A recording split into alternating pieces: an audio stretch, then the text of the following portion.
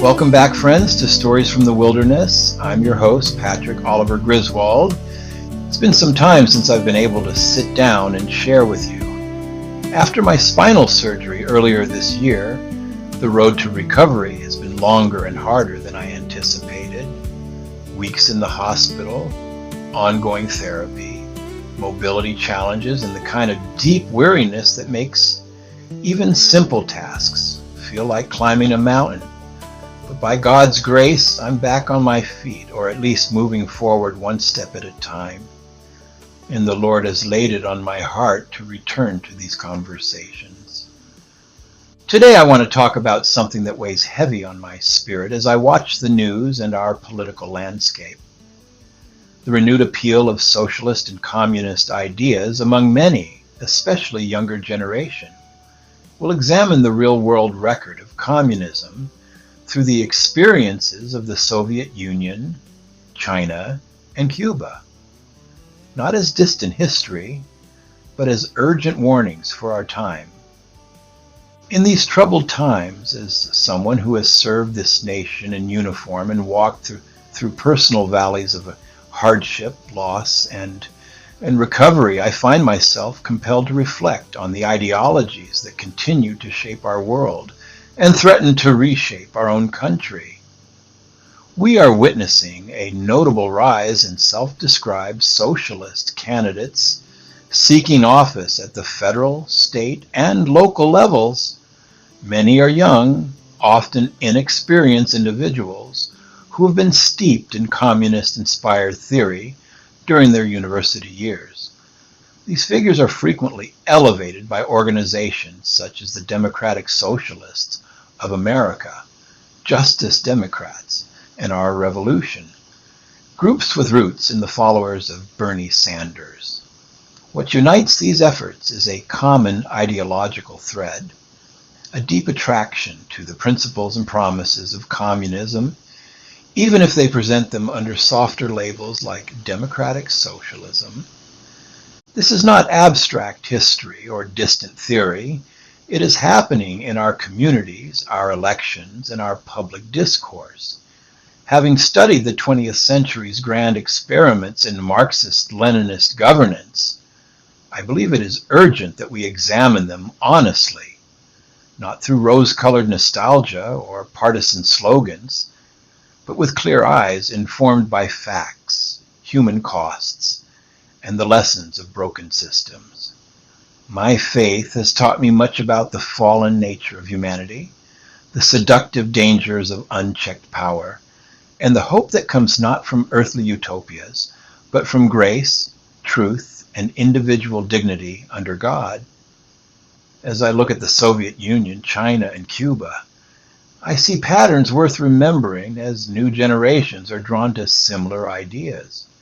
What follows is my attempt to lay out the similarities and differences among these communist systems in a straightforward way, so we might learn from the past rather than repeat its sorrows. The USSR rose and fell 1922 to 1991, while China since 1949 and Cuba since 1959 endure in their own ways. Understanding these systems isn't just academic history.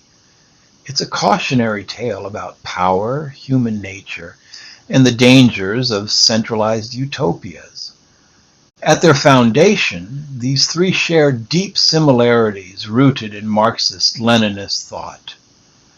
The drive for proletarian revolution, the dictatorship of the proletariat, the abolition of private property and the means of production, class struggle, and the distant dream of the state eventually withering away. They promoted official atheism or tight control over religion and flooded their societies with propaganda about equality and the evils of capitalism and imperialism.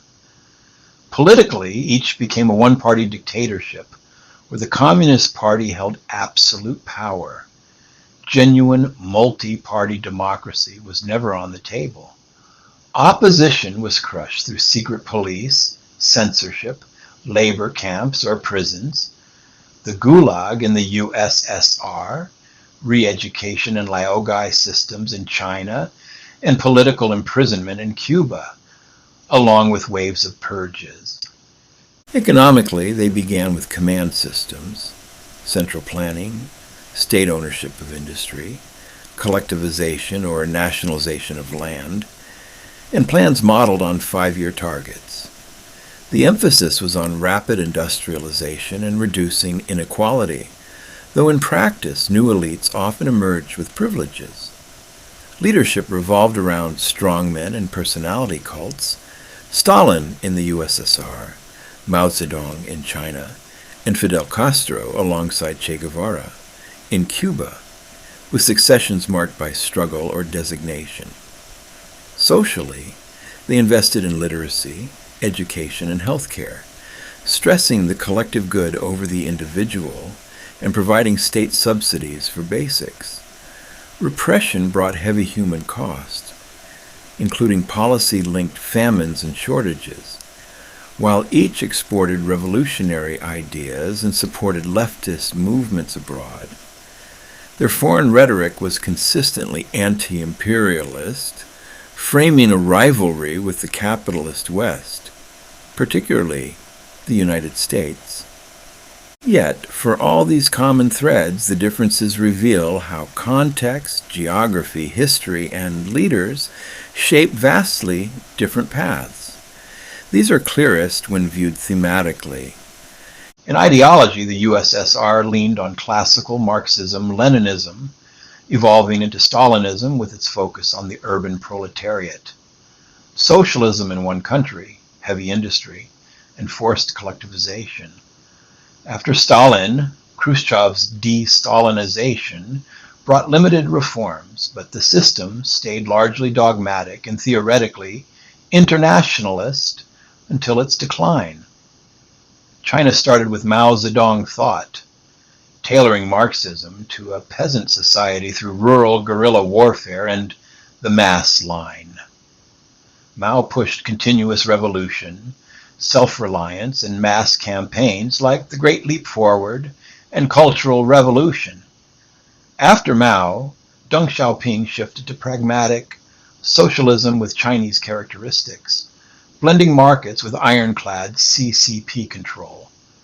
Cuba forged Castroism, or Cuban socialism, a mix of Marxism, Leninism, Latin American nationalism, and Che Guevara's FOCO theory of small guerrilla sparks igniting revolution.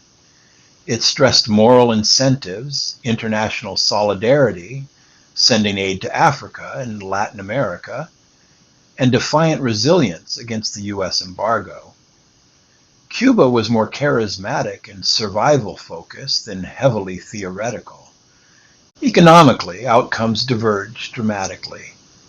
The USSR's rigid planning drove early industrialization, but bred chronic shortages, inefficiency, corruption, and stagnation by the 1970s to 80s. Agricultural failures fueled horrors like the Holodomor famine, and the system ultimately collapsed under economic crisis, falling oil prices, and failed reforms. China endured Mao-era catastrophes, the Great Leap Forward famine that killed tens of millions, and the Cultural Revolution's chaos. Before Deng's reforms introduced special economic zones, private enterprise, and foreign investment. The result was explosive growth that lifted hundreds of millions from poverty, creating today's hybrid of authoritarian control and state-guided capitalism. Cuba modeled its command economy on the Soviet system, relying heavily on subsidies like Soviet oil for sugar.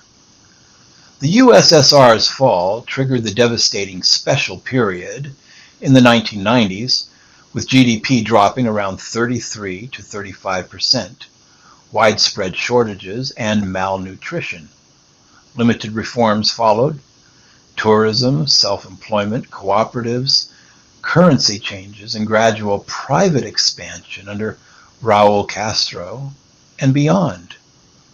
The state still dominates, historically around 90% public sector, with recent openings for more private business, but challenges like inflation, blackouts, poverty affecting much of the population, and emigration persist.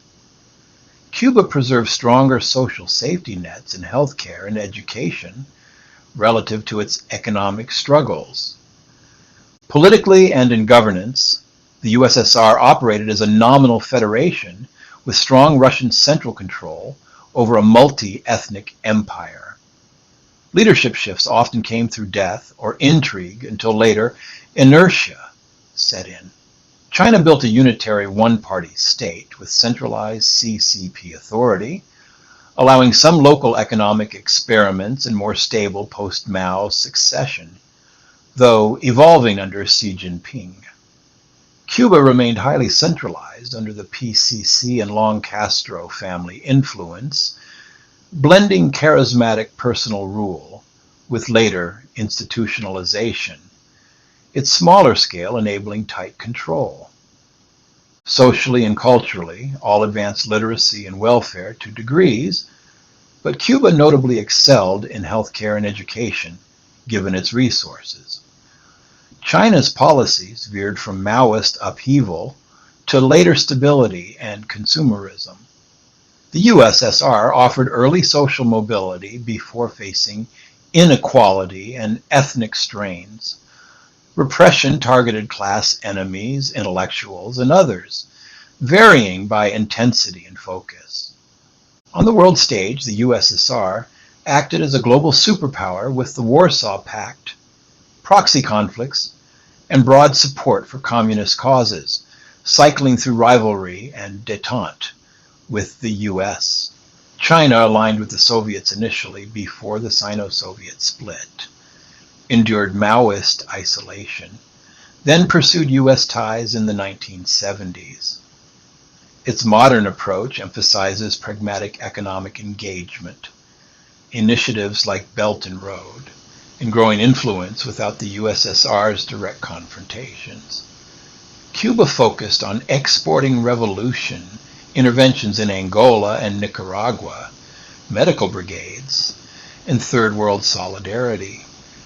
A close Soviet ally until 1991, it later built ties with Venezuela, China, and Russia, while maintaining a firm anti-US posture rooted in the embargo, Bay of Pigs, and missile crisis.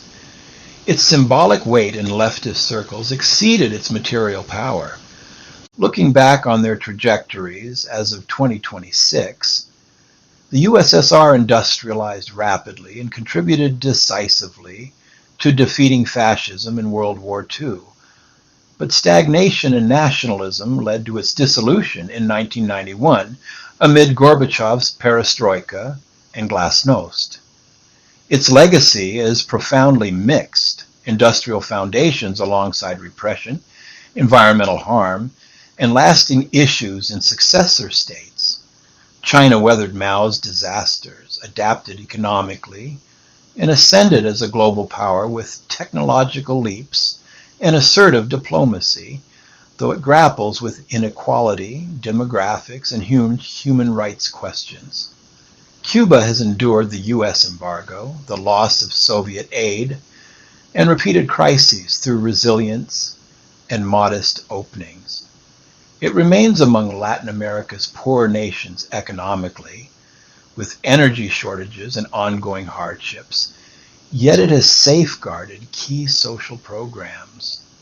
Recent reforms broaden private activity within a socialist framework amid migration pressures and external challenges. In the end, the Soviet model represented a rigid, European-style industrial push that could not adapt and ultimately failed. China showed pragmatic economic flexibility while holding firm political control, securing survival and rise. Cuba charted a more orthodox, aid-reliant course with charismatic leadership, enduring through grit and small adjustments but facing persistent economic strain. These experiments all diverge from pure theory, molded by local realities, leaders' choices, and pressures. like Cold War rivalries and the Sino-Soviet split.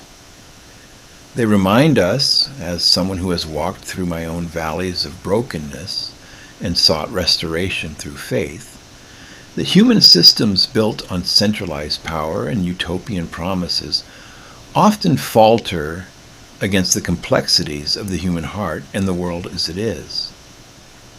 True hope lies not in earthly ideologies that demand perfection from flawed people, but in something higher: grace, truth, and the dignity of every individual. These histories deserve honest reflection if we are to learn from them. As we close this reflection, friends, the true dangers of communism stand revealed not in its lofty promises of equality and justice, but in its repeated harvest of suffering, tyranny, and collapse. Whether in the rigid failures of the Soviet Union, the adaptive authoritarianism that lifted China economically while crushing dissent, or Cuba's resilient but impoverished endurance, these systems consistently subordinated the individual to the state, silenced opposition, and delivered widespread human cost, from engineered famines and purges to chronic shortages and lost freedoms. They diverged in method but converged on the same flawed foundation: the belief that centralized power and ideological purity could remake fallen humanity into a perfect collective. History shows otherwise. Today, as inexperienced voices steeped in these ideas seek power in our elections, backed by groups animated by the same ideological currents, we cannot afford complacency. We must remain vigilant, informed, and active. Study the record, reject candidates who romanticize these failed experiments or push policies that echo their core principles, no matter how they rebrand them. Our republic's strength lies in liberty, individual dignity, accountability, limited government, and the understanding we are one nation under God, not in trading freedom for false utopias. Let us learn from the past, so that future generations do not have to endure the same hardships. This is Patrick Oliver Griswold for Stories from the Wilderness. See you next time, and thanks for listening. And God bless.